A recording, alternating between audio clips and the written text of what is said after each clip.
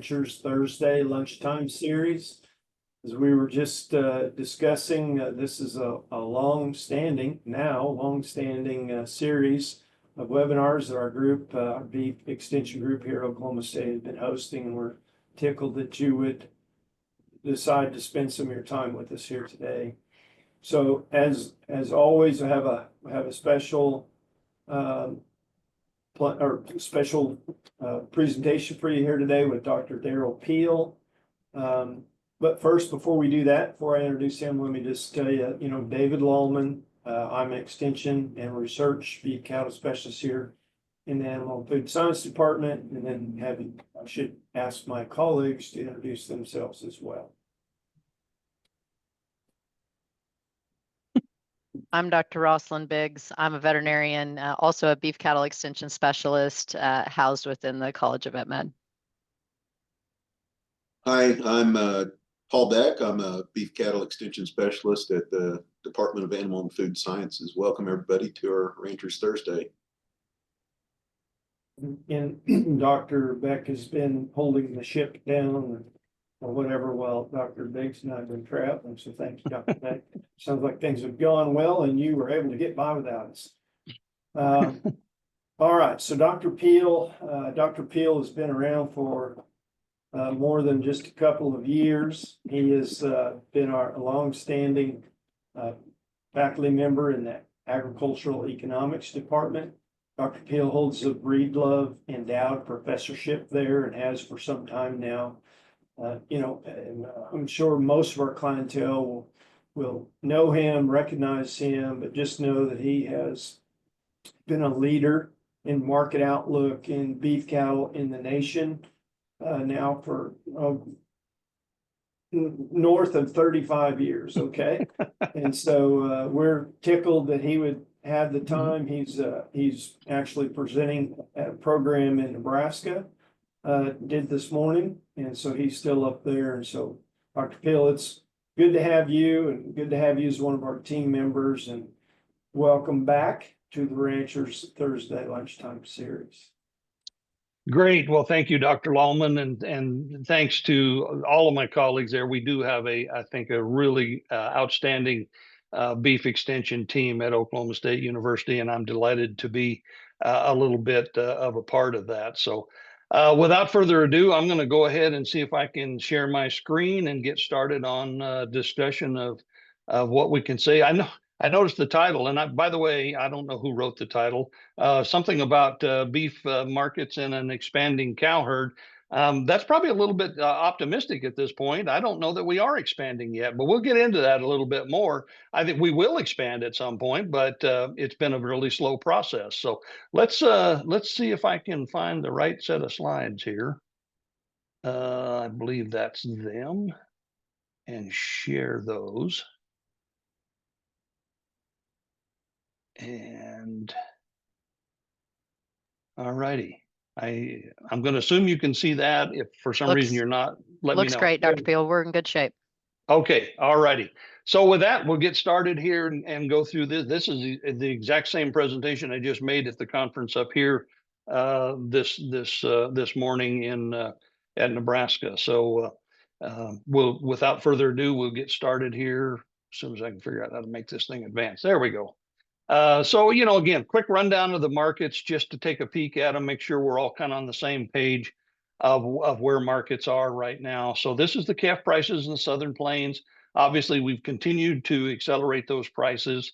And, we're going to talk about the market fundamentals. The fundamentals have not changed. Now, what has changed in the last month, of course, is we've had a lot of external influence on the market. A lot of direct political statements and comments and proposals and things that do have an impact on the market. So we'll talk about those a little bit as best we can. They certainly have contributed to a lot of uncertainty and volatility in the markets, and a lot of turbulence, which to some extent kind of clouds the outlook a little bit. But most of it's probably relatively short-lived. At least I think the majority of it is. So these are the calf prices. You can see on the far right-hand side the little dip that we took here recently with as a result of some of those comments. And I guess perspective is helpful here. We're still way above where we were this time last year. This market is still very strong. If we look at the bigger feeder cattle, this is actually the market that's taken the biggest hit recently. So on the far right side of that green line, you see, pretty significant cash market impact. Those impacts play out initially in the futures markets, but with the size of those corrections that have happened there, they do spill over into the cash markets. And again, most of this is I'm going to leave it as a correction, even though it's not really a market correction other than the opportunity for a correction with the high prices we've had, and particularly in the futures markets with the kind of money that was supporting those the run up in prices we've had there. The market was looking for pretty much any excuse for a correction. And so, but that said, the fundamentals haven't changed. And if this stuff will just settle down a little bit and the turbulence clarify just a little bit, these markets will bounce back pretty quickly, as they have a number of times over the last 2 or 3 years. We look at the cattle market, the fed cattle market specifically. Again, we've been at record high prices most of the year with some volatility. For the last 3 or so months, we've been kind of moving sideways at that high plateau for the most part. And so, we'll continue to see the impact. We'll get into the numbers here in just a minute. Obviously, this is a supply driven market supported by extremely good and solid beef demand. So if you put these in perspective, and I think this is really the most useful way to look at where we are now.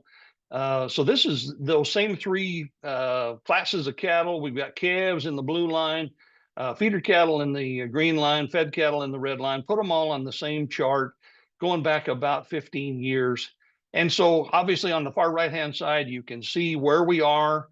We've had this very strong run up in markets. It really started in late 2022 and has continued with some ups and downs. We've had a couple of shocks along the way. But and of course, the question on everybody's mind is, where do we go from here? And that's anytime in the last year and a half, wherever that line got cut off at different points in time, that was the question. We've continued to move up. So we'll talk about where we are here relative to, some sort of eventual top in the market and then, some sort of backside to this thing at some point. What's on a lot of people's mind is over on kind of the middle left side of that chart, and that's what happened about a decade ago. And that's what's fresh in producers' minds. At that time, we had record high prices in that run up you see there. It lasted about 2 years. And then there was a pretty sharp drop on the backside. And that, I think, is one of many things that plays into producers' expectations about what to expect going forward. I think we've already run this market substantially higher than a lot of people thought we would, in part on the basis of that history. And so we'll talk about where we go from here as we wrap this thing up. A couple of other points that are useful from this chart is to note a couple things. One is that, as you look at these different classes of cattle, we could add more weight groups of feeder cattle here and just make it more busy. But the point here is pretty clear that all classes of cattle, prices for all classes of cattle generally move together. Certainly in broad terms, they go up and down together. But the other thing this chart really highlights is that they don't move up and down perfectly together. There's a lot of short-term variation in the spreads between those lines.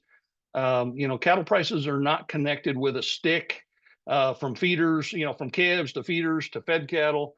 It's connected, if anything, by a bungee cord. And so there's a lot of dynamics, and that becomes very important. Once you move above the cow-calf level, everybody's basically a margin operation in this business, whether you're a stocker producer, feedlot producer, packer, retailer. Ultimately, all sectors above the cow-calf level are margins. And so it's not so much the price level that matters all the time. It's the spread between buy and sell at whatever level we're talking about. And one of the things you note in this chart is every time prices go up, the spread between those lines gets wider. That's a very non-technical mathematical way of saying that the margins for, between the blue line and the green line, that's basically the stocker margin. Between the green line and the red line, that's the feedlot margin. And so those margins get trickier. Anytime the input side of that margin is going up farther and faster than the output side of that margin, then those margins get trickier. And so that's important to keep in mind. The market is heavily focused on the cow-calf sector now with those calf prices, but everybody else is having to deal with, if you will, margin challenges of varying degrees depending on who you are in the industry. So we'll come back to that a little bit when we talk about the other sectors. Finally, the last look here at cull cow prices, just to emphasize, of course, that we are very low in cattle numbers, as we'll see shortly. But the cull cow price has just continued to move up every year for the last several years. And, you know, again, we've seen dramatic reductions in beef cow slaughter and even dairy cow slaughter that have contributed to these very strong cull cow prices. So what are the numbers? Well, the latest actual data we have as far as the beef cow inventory was the July 1 cattle inventory report. We didn't get it last year. There's some gaps in this because USDA has been a little intermittent on supporting this report, but no year-over-year comparison. But what we do know, this data series actually goes back to the early 70s. About 1973 is when it started for that mid-year report. This is the smallest beef cow herd in the history of that series. And we'll talk about July 1 numbers that actually goes farther back when we look at the July 1 beef cow inventory. That series goes back a lot farther. Perhaps more important, or at least as important as the beef cow herd where we are right now, is the inventory of replacement heifers and with implications for where we go from here. And, you know, same story in short. The July 1 beef replacement heifer inventory is the smallest in the history of this mid-year cattle report. So again, back to the early 70s for that report. And it goes back even farther on a January 1 basis. So we don't have very many cows, and we don't have very many heifers that could change that. Is a short way to summarize that, I guess. From the other inventory categories, whether it's January 1 or July 1, we calculate an estimated feeder supply. And so you see that here. So it's we're taking into account all of the other classes of cattle, whether it's steers, non-replacement heifers, calves, subtract out the ones that are already in the feedlot, and whatever's left is our estimated feeder supply. That number is the smallest one we can calculate, basically as far back as we can go with this data series. So, you know, they all say the same story. I didn't put a chart in here this time showing the calf crop. The calf crop estimated for this year, which came out in this July 1 report, it will be the smallest total U.S. calf crop since 1941. Now, this is total calf crop, so it's beef and dairy. And so we're at the lowest calf crop since 1941, with that estimate. It will get revised potentially in the January 1 numbers, but probably not very much. And so we've got extremely tight cattle supplies. That's the big driver on the supply side. And then again, we'll talk about demand a little bit here going forward. You know, here's a current drought map. And of course, it was drought that got us here. We did not intend to be this small on cattle numbers, but we've had drought in a bunch of beef cattle country in various times and various various movements of drought around the country over the last 5 years or so. Really from 2021 through early 2025, pretty much everybody in the heart of beef cattle country was impacted by drought. And that's important because we're smaller than we intended to be because of drought. In 2014, we were smaller than we intended to be because of drought, but they're very different drought conditions that have very different implications for what happens from here. And that's one of the important points we'll come back and emphasize at the end of this thing. The current drought map actually looks pretty good. There's some color on it. There's not a lot of the really deep, dark red and brown that indicates severe drought. And up through the middle of the country where the biggest percentage of beef cows are, we're in relatively good shape. So up until maybe 5 months ago or so, I would have said that drought was still very much a limiting factor on our ability to regrow the herd or to think about rebuilding the herd.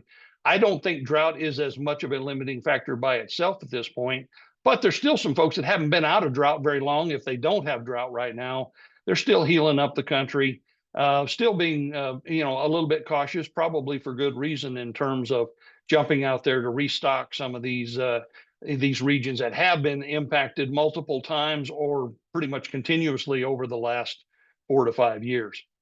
And so apparently my corn price slide got hidden and I didn't know it, but corn prices have been coming down since 2023. That translates most importantly into the feedlot cost of gain on this chart. And so again, it's kind of busy with a lot of lines, but if you look at 2023, this dark green line up here, that's kind of when they peaked out. And then we've had large corn crops in 2023, 24, 25. We're harvesting or finishing up harvest now on a record corn crop for the 3rd year in a row. That's a very big crop. And so we've seen those cost of gain. This is Kansas feedlot data. Start to work their way lower in 23, came down through 2024, and here in 2025, we've got the lowest cost of gain that we've had since sometime early in 2021.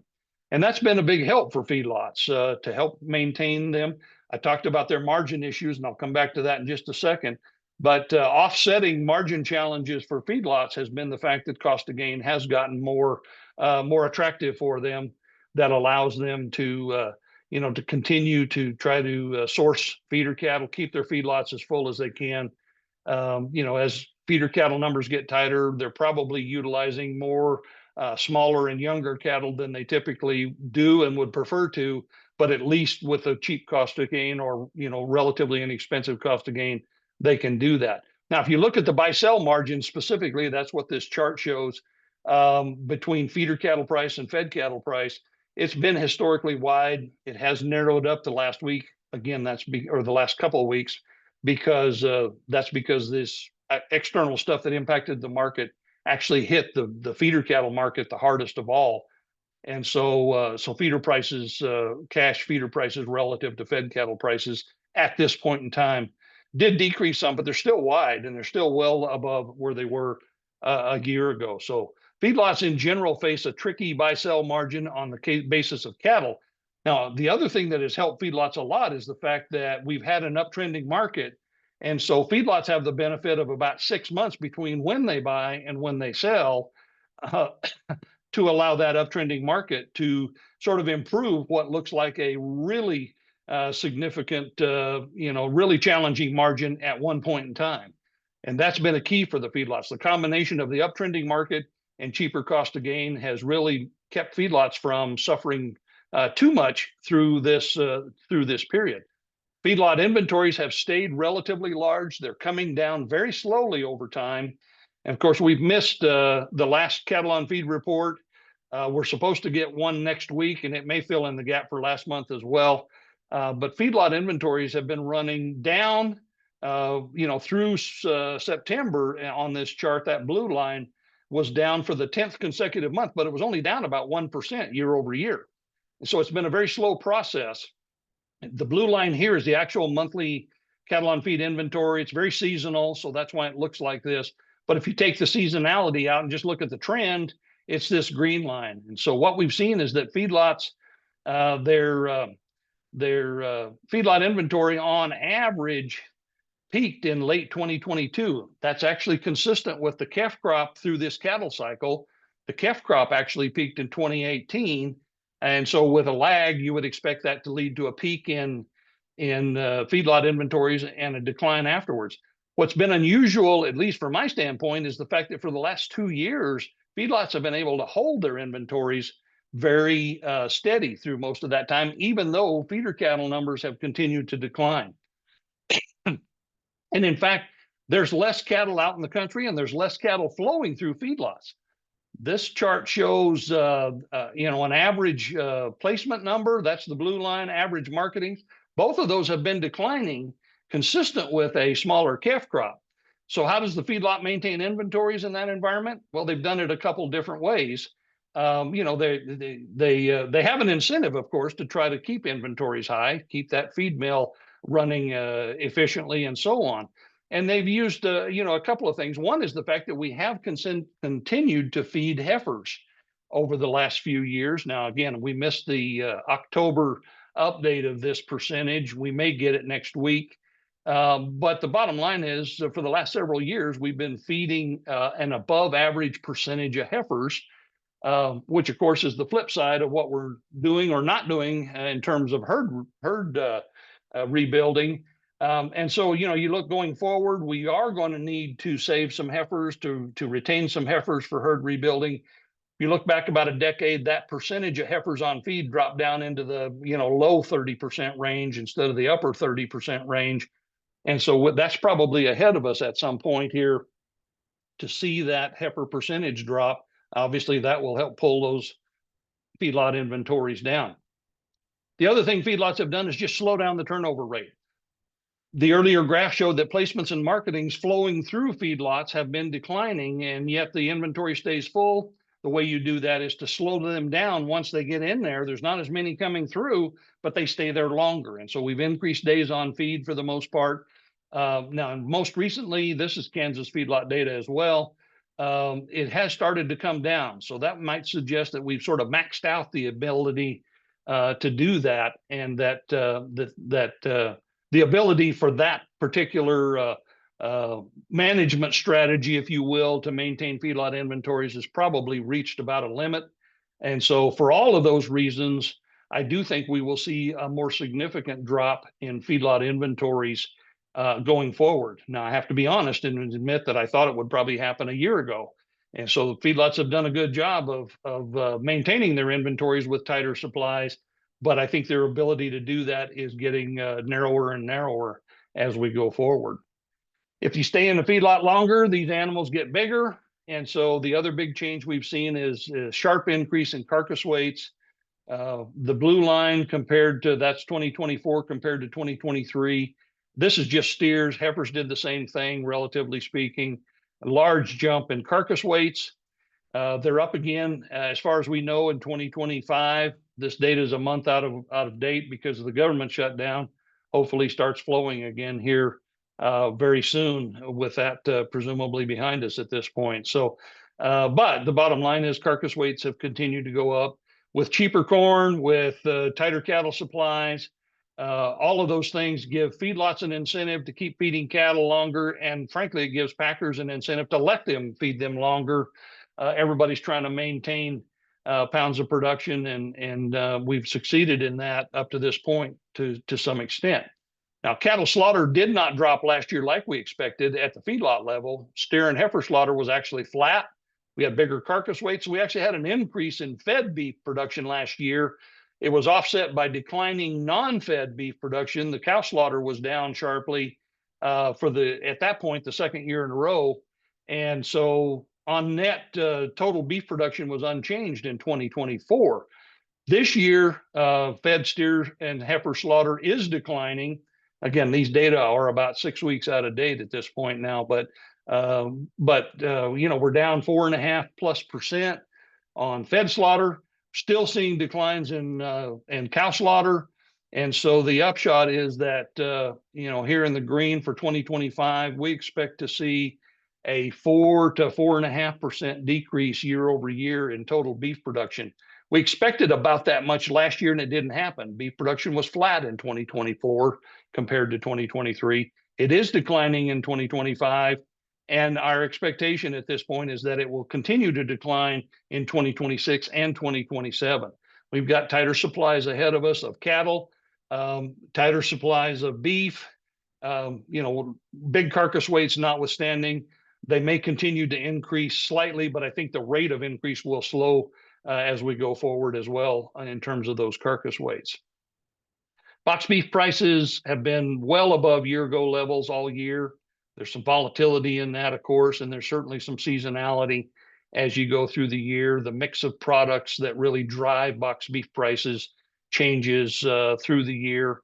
But we've continued to see very strong indicators of demand at the wholesale level, as well as at the retail level in terms of retail prices. So tight supplies certainly supports high prices. At the end of the day, you have to have that in conjunction with strong demand to really set the stage for the kind of prices that we've seen in the market, from cattle all the way to retail beef prices.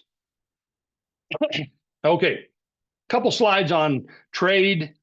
You know, we've been pretty focused on the domestic market a lot of times, although recently we've had some again, some political statements relative to some trade issues. So we'll talk about that a bit. This is beef exports. January through July is the data we have so far this year. We've missed the last 2 months of data up to this point.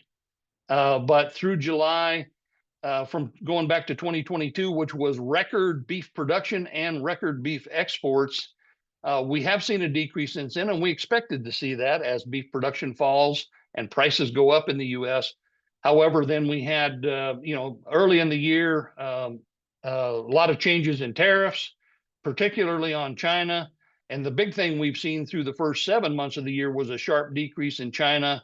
It was our third biggest market. And in the month of July, China was, we were essentially out of the China market on the latest data that we do have. We're a couple months behind, and we've heard some noise politically about potentially changing that tariff situation. Don't know a lot of details yet, but that could change that. We would have talked a lot more about the impacts of changes in markets like China and Hong Kong this year had we not had such strong domestic markets and so many things to focus on in the domestic markets. We would have been talking a lot more about these trade issues. We look at imports. Of course, we do import beef. We have for a long time to supplement our non-fed beef supplies. I mentioned earlier that cow slaughters declined for the third year in a row. In fact, beef cow slaughter is down about 40% from the peak in 2022. So we've seen a sharp decrease in non-fed beef production. Not only do we routinely need some beef imports to supplement those supplies for our ground beef market primarily, but we need even additional imports of beef to supplement those supplies in this environment where beef cow slaughter or cow slaughter in total is down sharply. So we've seen big increase in Brazil, large increase in Australia.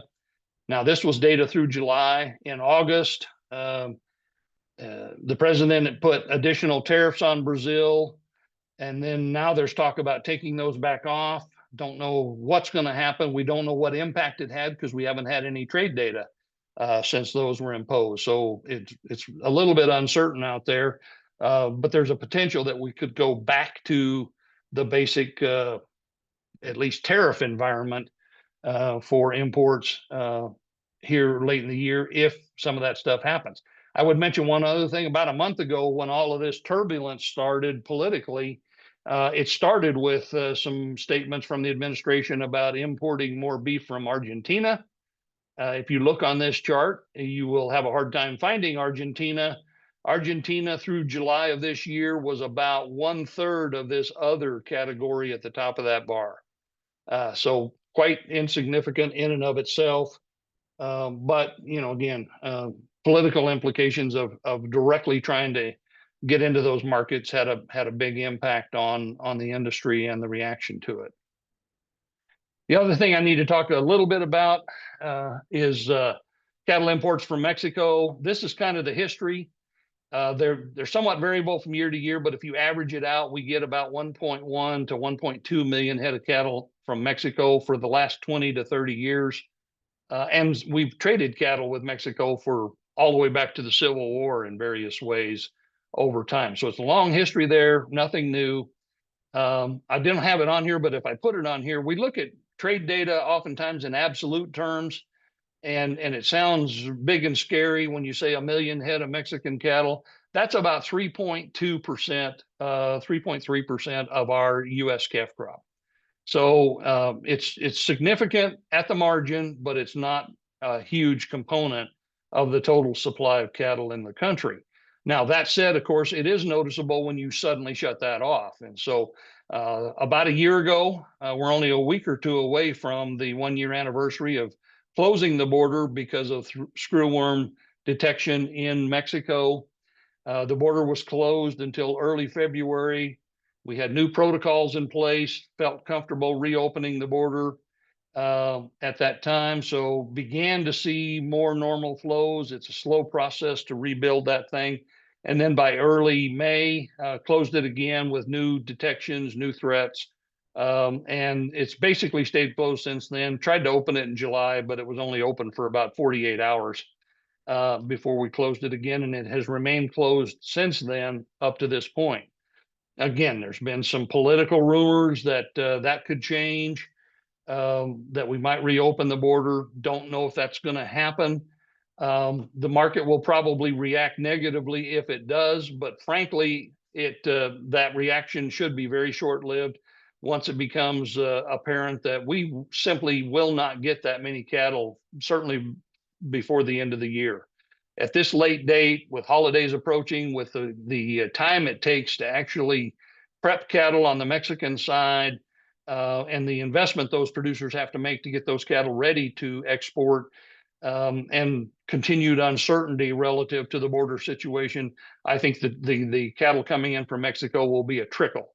It's not even clear how big a backlog there still is in Mexico. Obviously, closing the border caused a backlog of cattle that normally would have gotten exported, but you know, they don't sit still. Those cattle have been, to some extent, reabsorbed into the Mexican market. They have much more ability to do that than they did now than they did 25 years ago or 20 years ago. They've got more feeding infrastructure and processing infrastructure. So my point is that depending on how long this thing drags on, we may see permanent changes in these trade relationships going forward. It's very uncertain at this point, so we just have to continue monitoring it.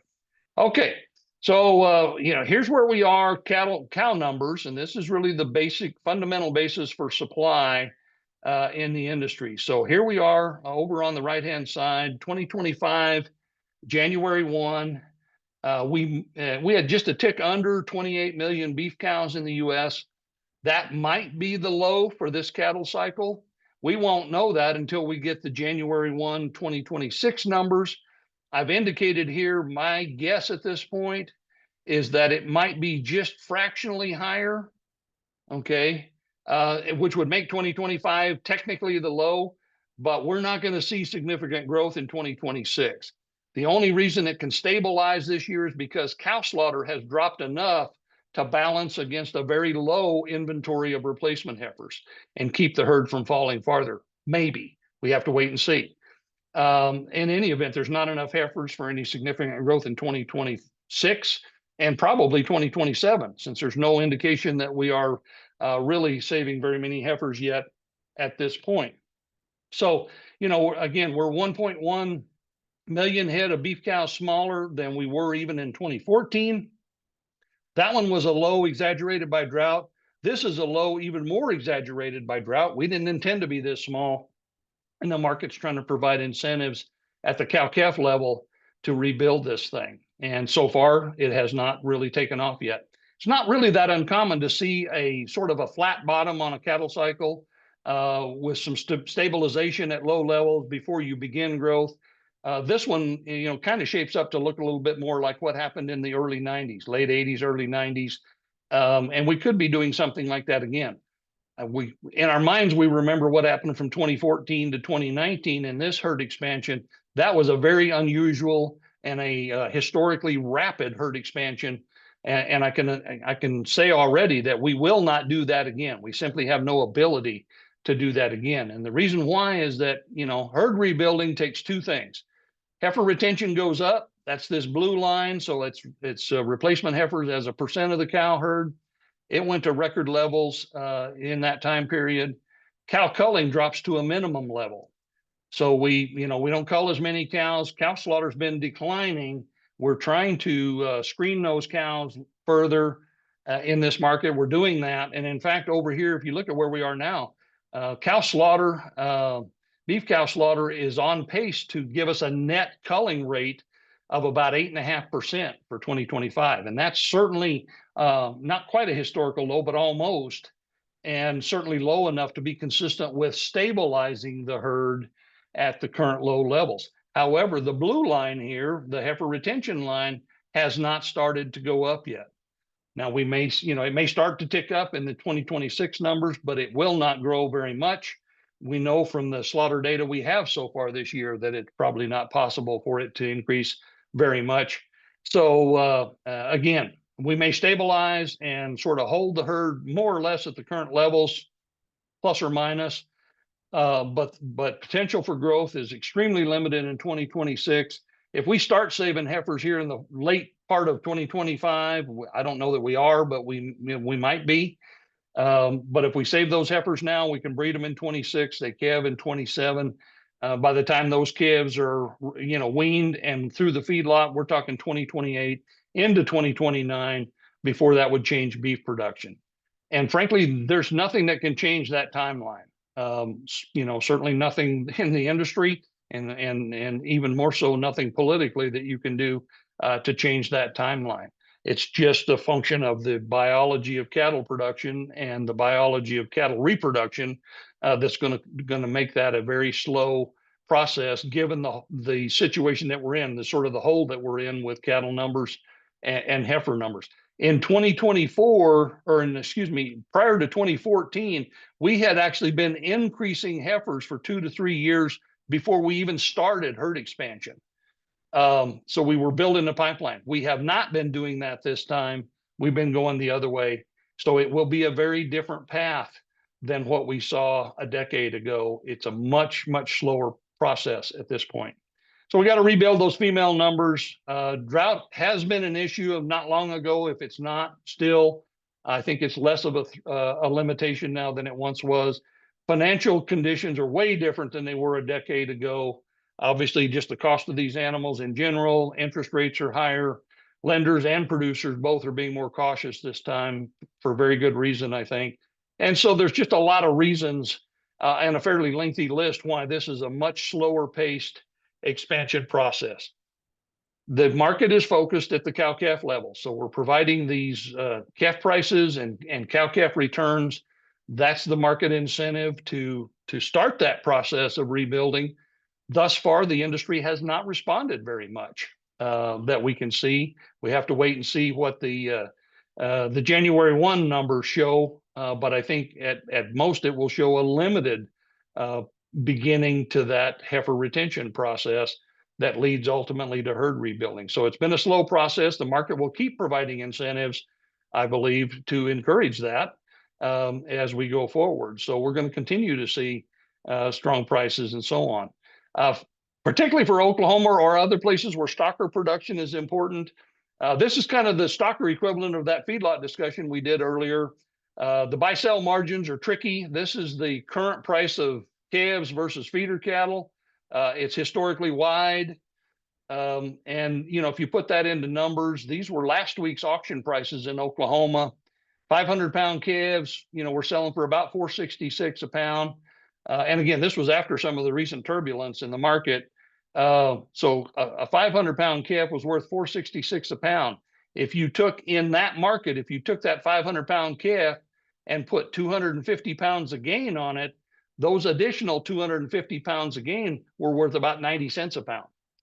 Now hasn't always been that bad this fall, but it's been running around $2 plus or minus for the additional value of gain. What that translates into is basically the market is encouraging calf production over, retained feeder production, if you will. If you've got forage, the market's telling you your forage is worth more if you produce more calves rather than saving some of that forage to take calves to bigger weights in the market. That doesn't mean that stocker production won't work. You've got wheat pasture coming on, wintertime here or whatever. It means that the margins are tricky. And you have to have a pretty sharp pencil and be careful with those production plans to make sure that they still can work. It's been very difficult from a stocker production standpoint or a retained calf through stocker phase production to have any opportunity to really lock in any sort of really attractive margin in this market. Not impossible necessarily, but you got to be pretty careful. So cow-calf level, stocker level, feedlot level, what do we expect going forward? The fundamentals haven't changed. A little more cloudy now with the turbulence we've had recently, but we're still expecting on average for prices to continue to work higher, probably at a somewhat slower rate through 2026 and 27. But I do think higher prices are still ahead of us fundamentally. The prices, the peak in prices typically happens about a year to a year and a half after we have actively started heifer retention, leading to herd rebuilding. To my knowledge, at this point, the data we have would say that we are not necessarily having started that yet. So I don't think we've started that clock ticking yet. And so those highest prices that you would expect to see cyclically are still ahead of us at this point. And again, the slower path of herd rebuilding that we appear to be on, I think it's going to be a much more gradual process to rebuild the herd, which probably means that we're going to stay in elevated prices for much of the rest of the decade. There'll probably be a peak in here somewhere, but it'll be a gentle peak. It won't be a spike peak, kind of like we had about a decade ago with a hard backside to it. I don't see that in the works at this point. I think it's going to be much more of a plateau, if you will, than it is a sharp peak. Now, you can see again, you know, the basic fundamentals really can't change a lot. The details can, so that can impact things. And then obviously the political turbulence can you know, change things. And we are talking about some things that could fundamentally impact the industry. Some of the latest proposals and the Packer investigations and so on have the potential to significantly impact the market negatively going forward. And so we have to wait and see if anything comes of that. In the meantime, it's just a lot of rhetoric and a lot of uncertainty that adds volatility to an already spooky market, if you will. Spooky in the sense that we're high enough that everybody's nervous, and so that continues to be a challenge for us. Frankly, if we could get the rhetoric in Washington to cool down for 2 weeks, this market would bounce back fundamentally significantly. And so we have to wait and see how things play out in the coming weeks. It does highlight the fact that if you're a producer, even if you expect higher average prices in 2026, you don't sell on the average. You sell at specific points in time. And if it happens to be a week when headlines come out, that could be a pretty devastating week. So I think producers still need to do risk management relative to those marketing windows they're going to have, whether it's for calves or feeder cattle or fed cattle or whatever. I think you still need to think about protecting against the volatility, not so much the average price level going forward. So with that, I'll stop there. How are we doing on time? We got time for a few questions, maybe, Dave? We do. We certainly do.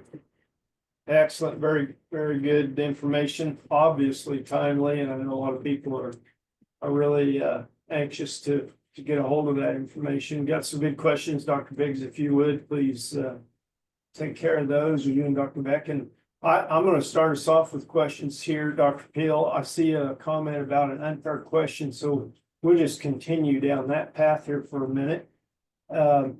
So, you know, one thing that's got to be on a lot of people's minds is how do we evaluate, you know, the decision to retain more heifers relative to the high prices those heifers would bring at market today, or if we're to go out and purchase either bred cows or bred heifers.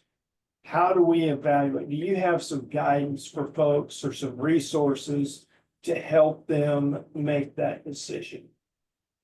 Well, to some extent. I mean, I think it's going to come down to, you know, first of all, there's a number of individual factors in each operation that are going to dictate part of that, just in terms of where you are relative to your current stocking, need to restock or not, depending on how much drought impacts you might have gone through, those kinds of things. You know, it's pretty typical in every cattle cycle.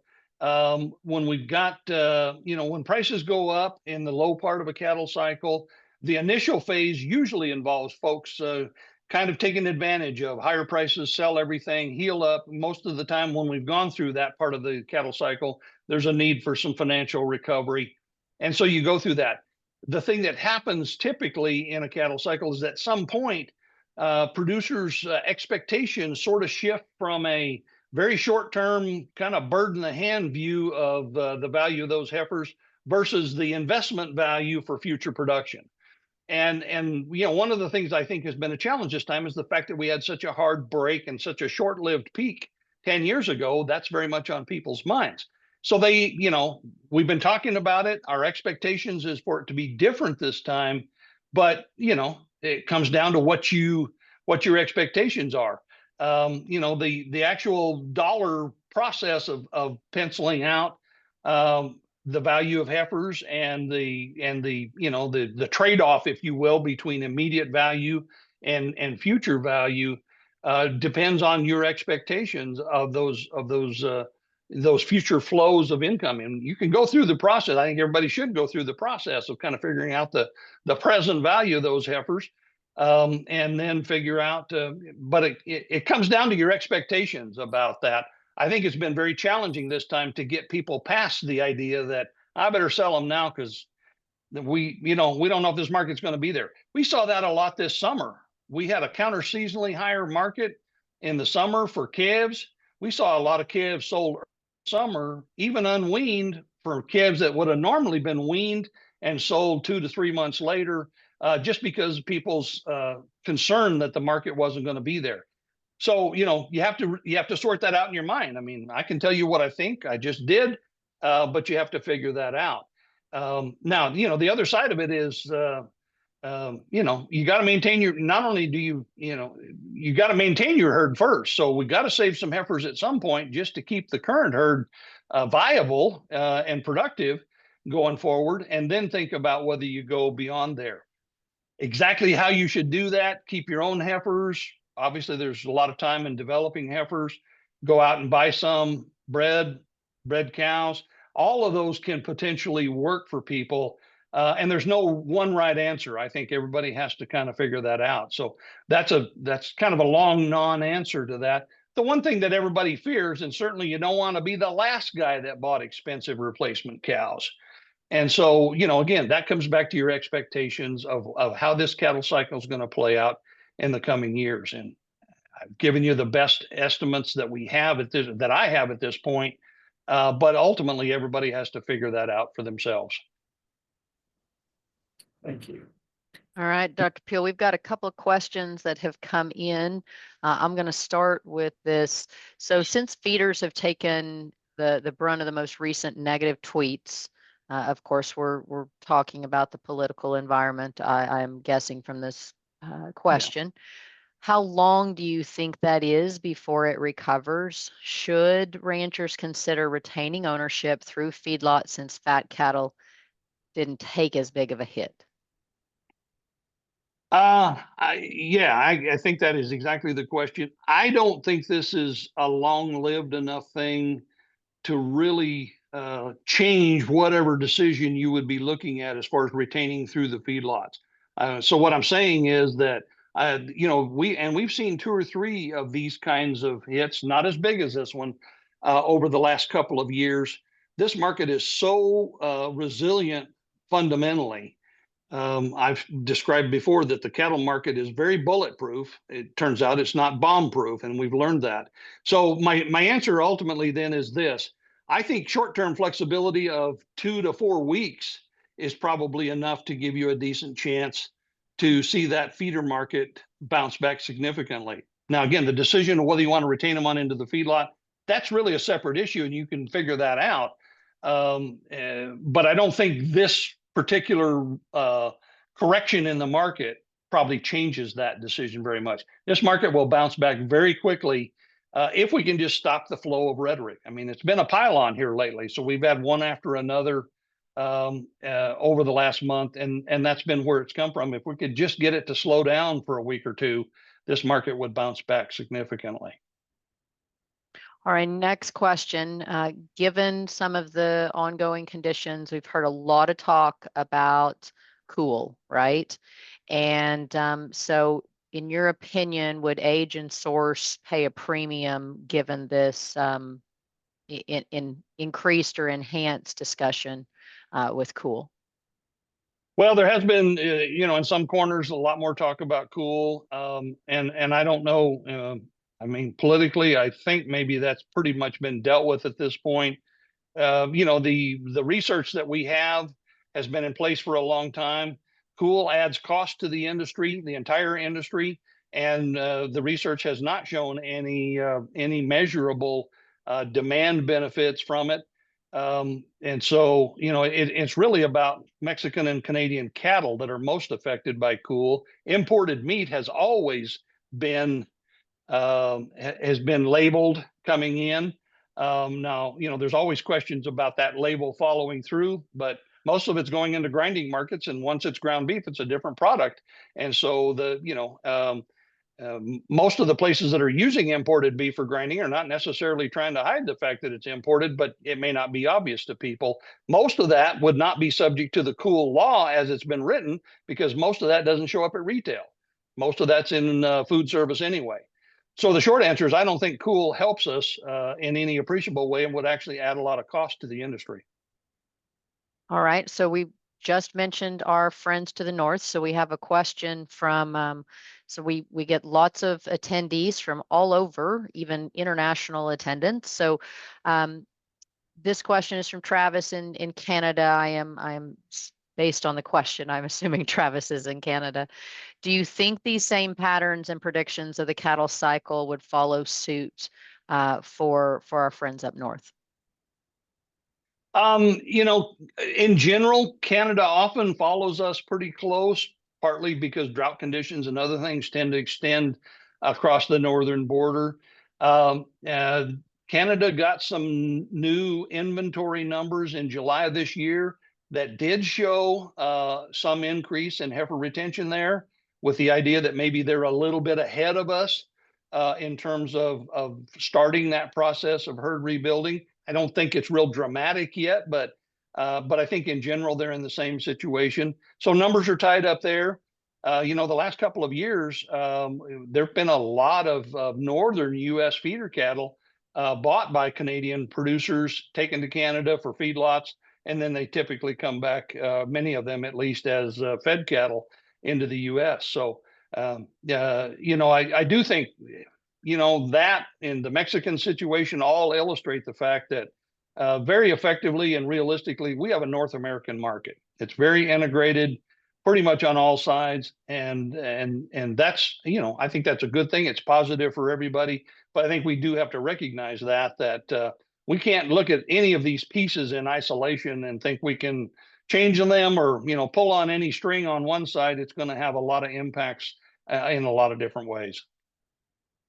So another question from a cow-calf producer standpoint, and I have a little bit of concern. We've talked about preconditioning calves for a long time, trying to help promote health from a veterinary standpoint, even on through the system.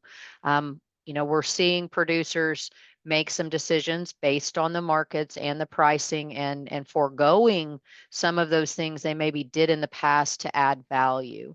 So what, in your opinion, can add value to the calves, even in these higher markets?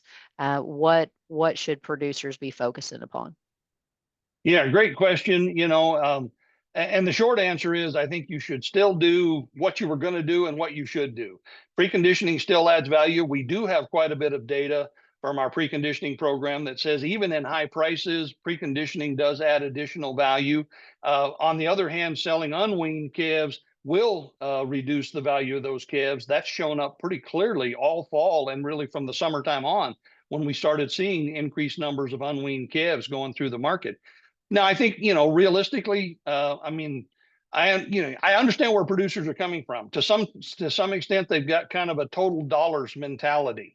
And, even an unweaned calf that is in fact getting discounted compared to its value as a weaned, and even better yet, a preconditioned calf.